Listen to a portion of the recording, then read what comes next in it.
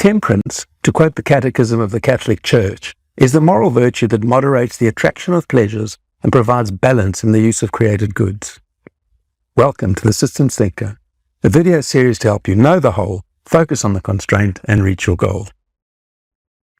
You don't have to be Catholic, or indeed of any religious persuasion, to know that we are more likely to find fulfillment if we're able to control the urgings of our senses.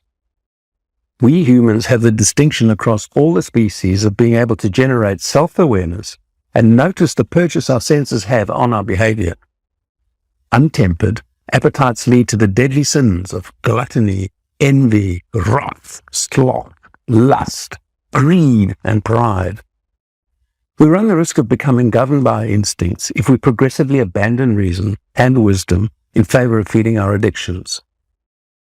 I recently watched a documentary called Downfall, which was about the destruction of the reputation of the hitherto globally esteemed Boeing Corporation.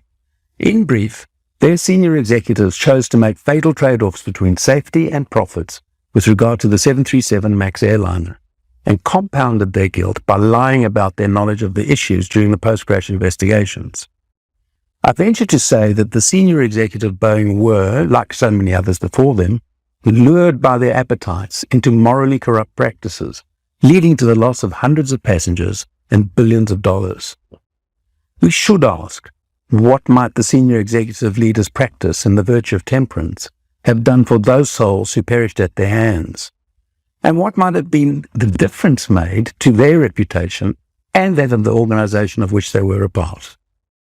My course for systems thinkers explores how to create habits of learning that help people value the virtue of temperance within the organizational setting as an aid to delivering consistently high performance results over the long haul.